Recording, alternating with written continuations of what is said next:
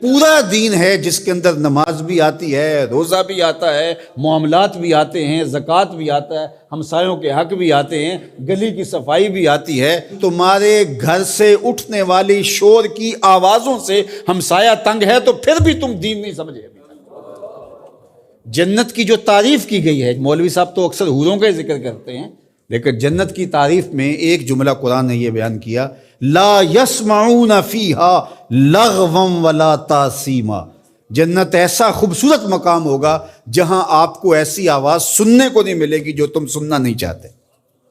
یہ ہے جنت، جو تمہاری طبیعت پہ شاک ہو، تمہارے کانوں پہ بوجھ ہو، تمہاری سماعتوں کے اوپر گراں گزرے، تو جنت میں تمہیں وہ بھی سننے کے لیے نہیں ملے گی۔ تو میں اپنے مبلغین سے، خطباء سے کہتا ہوں کہ فل ساؤنڈ کیا ہوا ہو اور ایکو بھی اس کی فل کی ہوئی ہو اور چھوٹا سا کمرہ ہو اور آپ آگے منہ رکھ کے زور زور سے بول رہے ہیں اور لوگوں کے دل ڈول رہے ہیں اور آپ سمجھتے ہیں یہ تبلیغ کر رہے ہیں۔ یہ تبلیغ نہیں، یہ بدتمیزی کر رہے ہیں آپ۔ اللہ نے قرآن میں بولنے کا بھی سلیقہ سکھایا ہے، کہا کہ تمہاری آواز بہت بلند نہیں ہونی چاہیے، بدترین آواز فرمایا گدھے کی آواز ہے، وہ چیختا ہے، چلاتا ہے۔ تو کبھی ضرورت کے تحت آپ بلند بولیں تو وہ امر آخر ہے۔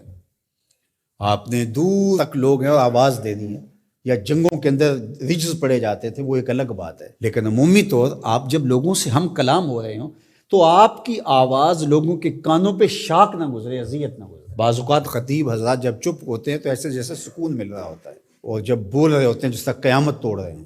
تو یہ کیا ہے؟ جنت کی یہ تعریف ہے، لا یسمعون فیہا لغوا، اس میں لغو بات سننے کو نہیں ملے گی۔ تو یار پوری زندگی کو، پوری دنیا کو جنت نہیں بنا سکتے، مسجد کوئی بنا دو جو ہے ہی جنت کا ٹکڑا ہے، ریاض الجنہ اس کو کہا گیا ہے۔ تو دین ایک مکمل اور پورے پیکج کا نام ہے۔ تو ہم نے کسی نے ایک پہلو کو لے لیا، کسی نے دوسرے پہلو کو لے لیا، کسی نے لباس کو دین سمجھ لیا اور کسی نے جو ہے وہ کسی اور چیز کو، کوئی حقوق العباد پہ رک گیا اور اس نے حقوق اللہ کی نفی کر دی۔ یہ بات ذہن میں رکھیے، حقوق اللہ حقوق العباد سے فائق ہیں۔ یہ عمومی طور پہ کہا جاتا ہے حقوق اللہ کی خیر ہے، حقوق العباد کا خیال رکھو۔ تو یہ بات ذہن میں رکھیے کہ جو حقوق اللہ ہیں وہ فائق ہیں حقوق العباد سے۔ بندے کے حق اللہ کے حق کے برابر کیسے ہو سکتے ہیں؟ لیکن جو زور دیا گیا ہے وہ اس لیے دیا گیا ہے کہ اللہ تو کریم ہے، معاف کر دے گا، تو بندہ معاف نہیں کرے گا، اس لیے کہا کہ ذرا اس سے یہی معاف کروا لو، یہ معاف کرے گا تو کام بنے گا، اور وہ ہے، وہ تو کریم ہے تو وہ معاف کر دے گا۔